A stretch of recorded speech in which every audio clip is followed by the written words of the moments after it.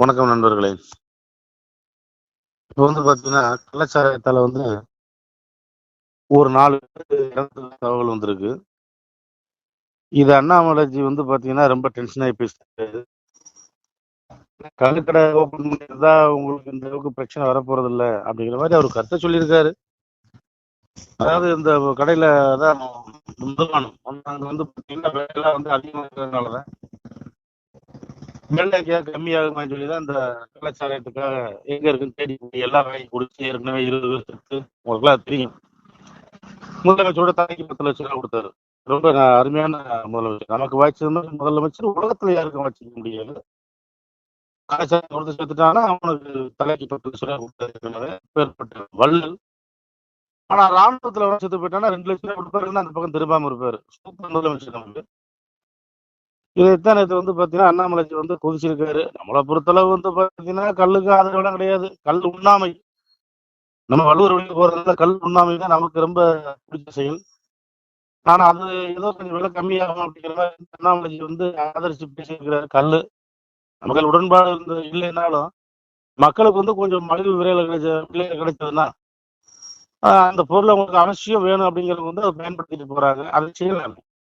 அதை விட்டு போட்டு டிஆர் பாலு மாதிரி பணக்காரங்க மட்டும் வந்து டெவலப்மெண்ட் இருக்கு. இந்த டெவலப்மெண்ட் அரசு உங்களுக்கு தெரியும் டெவலப்மெண்ட். அதுக்காக நம்ம முதலமைச்சருக்கு வேற எதுவும் தெரியாது சொல்ல முடியாது. அவர் ஆங்கில புலமையெல்லாம் கடந்து மேல போனவர். அப்பேற்பட்ட ஒரு ஞானி தான் இன்னைக்கு வந்து தமிழகத்தை வந்து ஆண்டுகிட்டு இருக்காரு. இந்த தமிழகமே நினைச்சு அடையுது. பாத்தீங்கன்னா இன்னும் கூட ஒரு சகோதரி ஒண்ணு இருக்கும். அந்த பாத்தீங்கன்னா தமிழக வந்து பெண்கள் விதவை ஆயிட்டாங்க அப்படின்னு அந்த அம்மா சொன்னாங்க. இப்ப எப்படிங்கிறது நமக்கு தெரியல. சொல்லி முக்கியமான ஒரு அண்ணன் அம்மா. ஏன்னா வந்த வழி எப்படி அவர் தோப்பனார் இருக்காரு இல்லையா, அவருக்கு அப்படி சொல்லுவோம் நம்ம. அப்பதான் அவருக்கு புரியும். தோப்பனார் கருணாநிதி. வணக்கம் இந்து சொந்தங்களே. திருநெல்வேலி மாவட்டம் நாங்குநேரி தாலுகா ஆண்டார்குளம் கிராமத்திலேருந்து நாங்கள் பேசுகிறோம். இது வந்து ஒரு ஃபேமஸான சிவன் கோயில். இந்த சிவன் கோயில் வந்து ஒரு காட்டுப்பகுதிக்குள்ளே இருக்குது.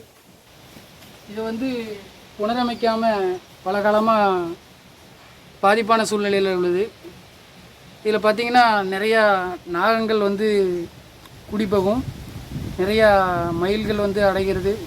பல விசித்திரமான கோயில் இந்த கோயிலை வந்து புனரமைக்கிறதுக்கு நாங்கள் பல காலமாக ரெடி பண்ணிக்கிட்டு இருக்கோம். ஆனால் எங்களால் இன்னும் முடியலை. எங்களால் எக்கனாமிக் பிரச்சனைனால முடியல.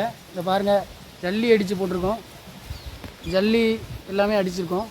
மேலே சீட்டு பாருங்கள், மேலேருந்து பனங்காயாக விழுந்து சீட்டெலாம் நொறுங்குது. உங்களால் முடிஞ்சது 5 10 50 100 எவ்வளோ இருந்தாலும் சரி, நான் என்னுடைய ஜிபே நம்பர் சொல்கிறேன். இந்த நம்பருக்கு வந்து நீங்கள் வந்து கொடுத்து உதவுனீங்கன்னா இந்த சிவன் கோயிலை புனரமைக்கிறதுக்கு ஒரு உதவிகரமாக இருக்கும்.